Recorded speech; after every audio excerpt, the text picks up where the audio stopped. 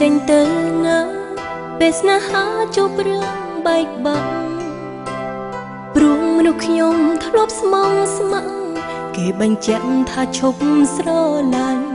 កើតអារម្មណ៍តូចចិត្តអស់សង្ឃឹមចង់ញញឹមលែងចេញជុំវិញខ្លួនគឺតោម្នេញតាមប្រដេញឈឺចាប់ឥតលហើយរួមដើរចេញទៅក្រៅចិត្តដើមជប់នៅគិតតែបងឃើញកូនឡើងធ្លាប់មកជួបគ្នាសសងកាលបង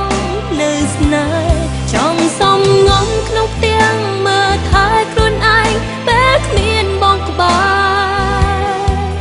ខំតាំងចិត្តកែប្រែឈប់នឹកមនុស្សដូចថ្លៃរាប់ពី1ដល់3ឲ្យភ្លេចបងតែបេះដូងនៅតែមិនស្ងប់រាប់ថែមពី1ដល់10រត់មិនស្ងប់កាន់តែរីងរៃអានសៀវភៅបន្លប់ភាពខូចចិត្តតែមិនស្មានអានឃើញឈ្មោះថ្លៃជុំវិញខ្លួនគ្រប់អ្វីធ្វើឲ្យស្រីនឹកបងខ្លាំងម្ល៉េះ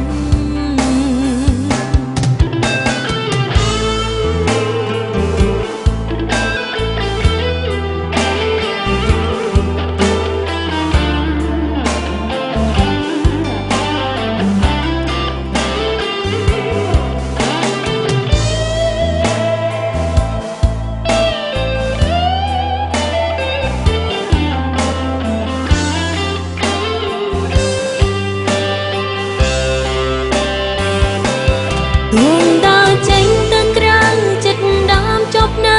គិតតែបងឃើញកូនឡើងធ្លាប់មកជួបគ្នាសសងកាលបងនៅស្នេហ៍ចង់សំងំក្នុងផ្ទាំងមើលថែខ្លួនឯងពេលគ្មានបងក្បែរ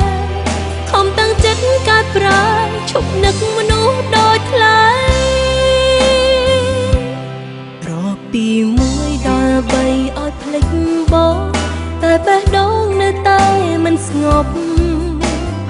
រាប់ថែមពី1ដល់10រត់មិនស្ងប់កាន់តែរីងរៃ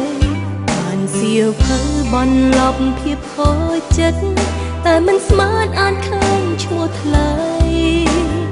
ជុំវិញខ្លួនគ្រប់អ្វី